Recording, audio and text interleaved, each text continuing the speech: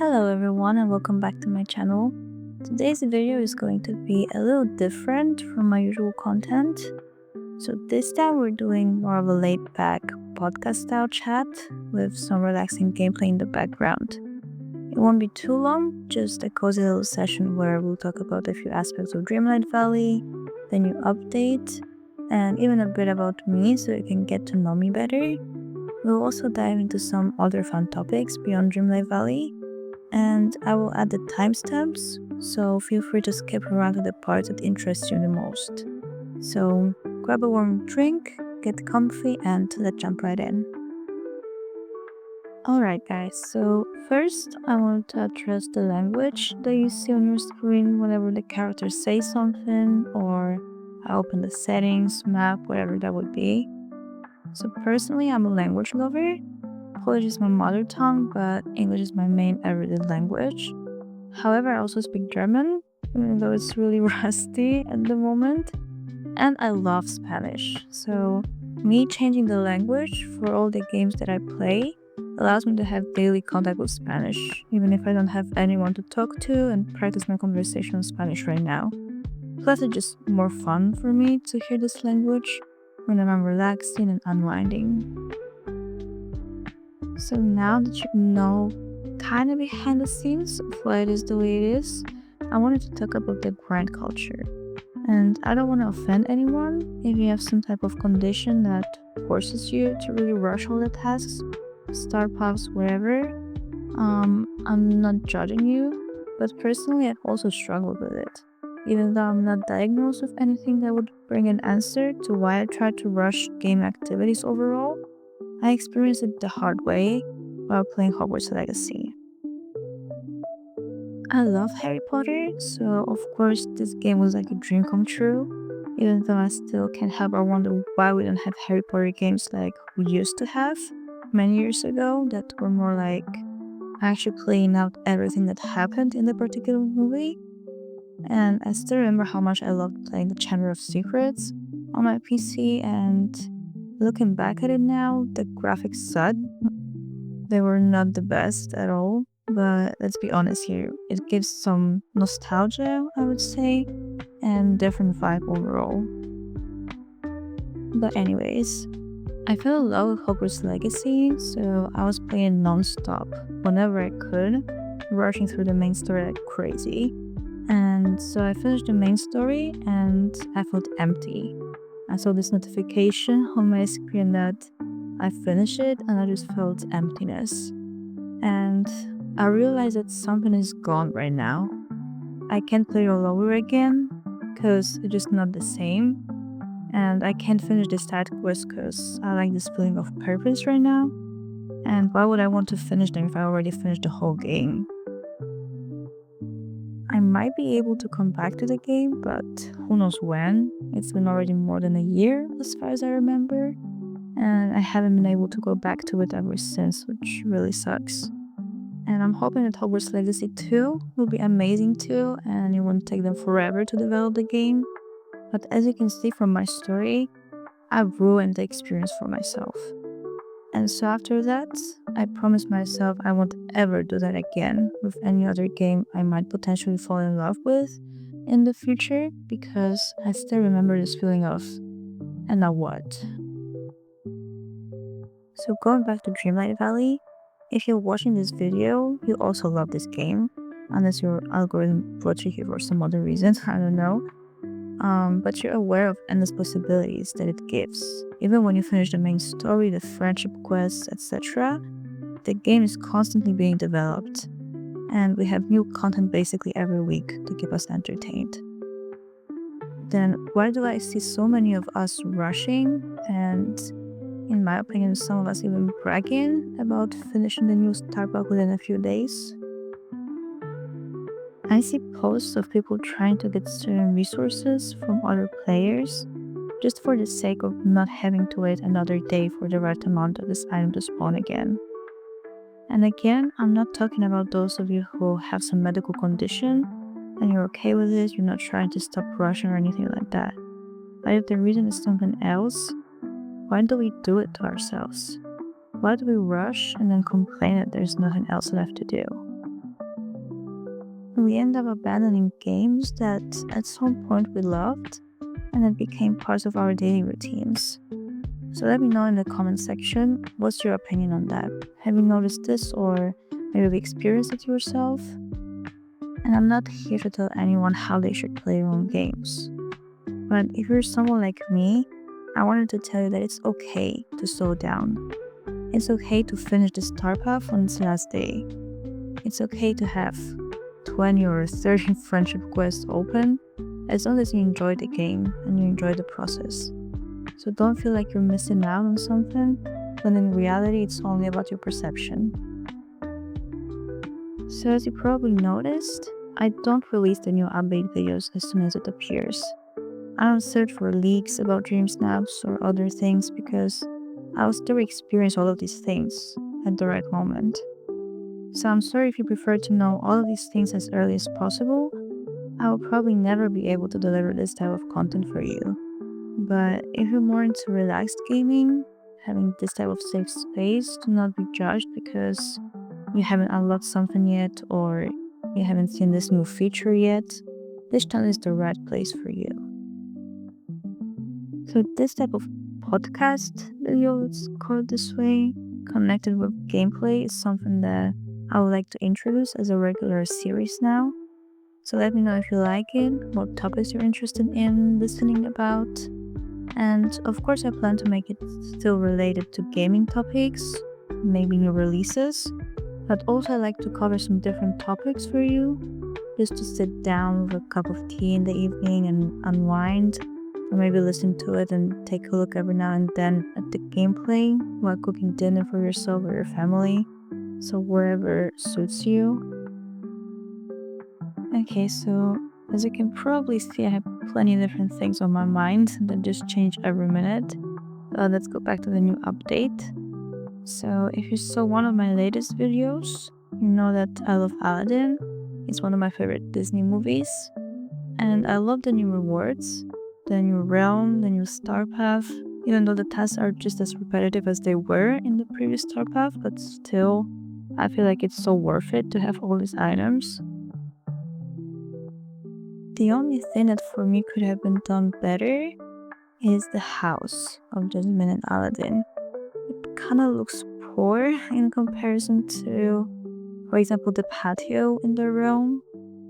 I just feel like they could have done better with this one and make it for sure bigger and more spectacular, but we can't have everything, and I'm still super glad and even surprised that we get these regular updates with free content, and I wish I started playing it earlier.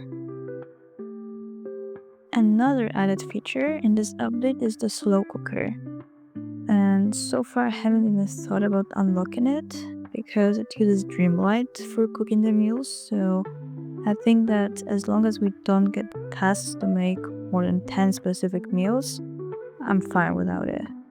But eventually I will unlock it just for the sake of having it in case I will need it at some point. And now that I'm thinking about it, it could be useful if you really need a lot of coins and you want to make a bunch of pumpkin dishes to sell them, and at the same time you have some Dreamlight to spend. I love that they added the pin option in the premium store. I feel like it's a real game changer, although with all these new items that they're adding each week, the possibility to pin 2 items seems not enough. But since I'm not the player that spends real money in the game, I'll have to deal with that and choose wisely which ones I'm gonna pin. And adding to that the lack of moonstones because of quite difficult dream snaps recently, I really need to think about the items I want to save for later. Another added feature is the option to see the favorite gifts of the day from the storage and backpack view, which I find really helpful but sometimes also a bit confusing, but I think I just need some more time to get used to it. And I'm really excited about the upcoming events like the Easter one. I'm pretty sure there will be some cool items to craft just like it was during the Christmas time, so I can't wait for that. And another thing is the cooking settings, so we can actually see which meals the villagers want in the restaurants, or as favorite gifts.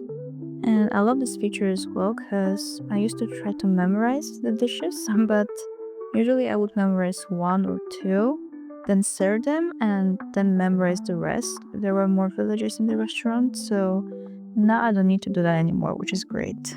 When it comes to floating islands, well, for now, as you might have noticed, I don't really work on decorating my village too much, just because I still have a lot of quests to finish.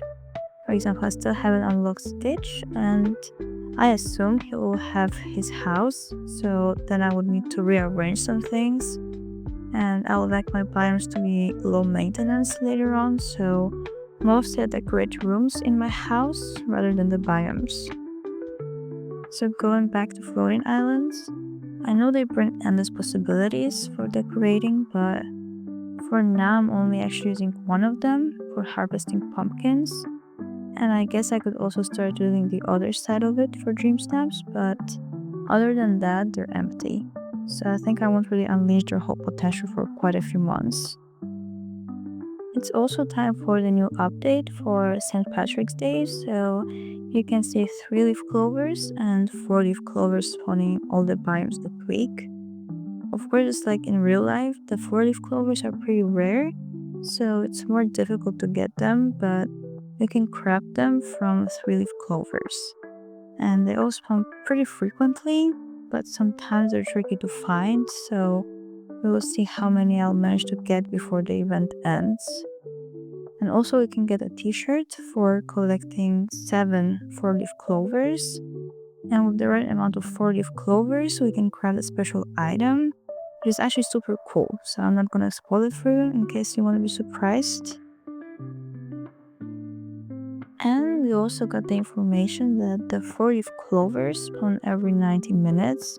But it's hard to figure out whether the countdown starts after we pick up the previous clover, or maybe there's some other indicator for the countdown.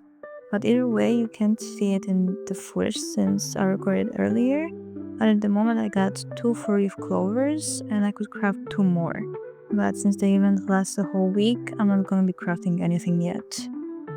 Actually, speaking of new releases, a few days ago a new co-op was released called Split Fiction. And I really like the graphic part of it and the fact that it's not repetitive, meaning there's a lot of different activities to do, different mechanics and so on, which is super cool. And it's actually a new game created by the same company as It Takes Two. And with this game, my only issue was graphics, because I really wanted to be able to play it, but I can't get into it if I don't like the graphics. So Split Fiction is actually like the best of both worlds for me, even though of course the reviews are mixed, but still more positive than negative overall. So I'm gonna give it a shot in a few weeks, so then I can update you guys unless you're gonna try it out before me, and let me know in the comments how you're feeling about it. But of course without major spoilers. And I really feel like there could have been less gameplay footage online because it shows quite a few details, but apparently there's way more things about this game that haven't been posted online, so I'm super excited about that. And of course I need to do more research, so after finding the gaming studio online, I wanted to see their other games, and then I saw the cooperation with EA, so I also checked their games. And till now I always associated EA games with The Sims. I don't know about you guys. And apparently there's also something negative around this company, but I have no idea what the issue is. So if you know what's the deal about people talking negatively about EA and then being connected to Split Fiction, let me know in the comments. Anyways, there are a few games on their website as EA originals, so also check them out, and some of them seem pretty cool as well, even though they are not recent releases. And one of them is called Fe, and it was even shown during Gamescom a few years ago. And guys, the graphics are mesmerizing. And I don't know if the gameplay itself won't be too repetitive, but for sure it would be awesome to play one day. And maybe the storyline will be repetitive, but a specific mechanic in this game might be. So that's the only thing I'm kind of worried about when it comes to this game.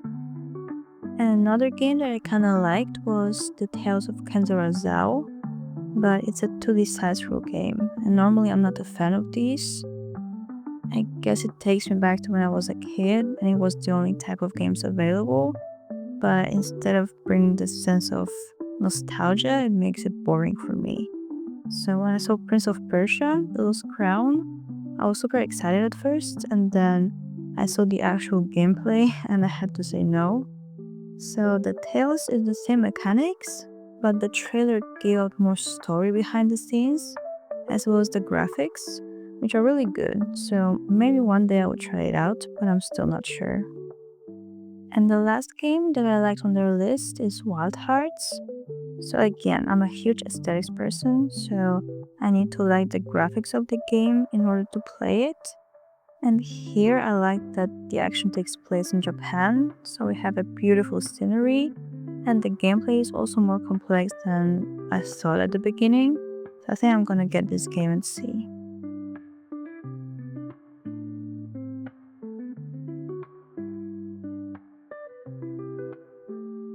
Alright guys, that's a wrap for today's video. Thank you so much for watching, and if you've made it to this part, I'd love to hear from you in the comments. Let me know if you enjoyed this format and what topics you'd like me to cover in the future. If you like this video, don't forget to give it a thumbs up and subscribe so you don't miss any upcoming cozy content. Take care, and I'll see you in the next one.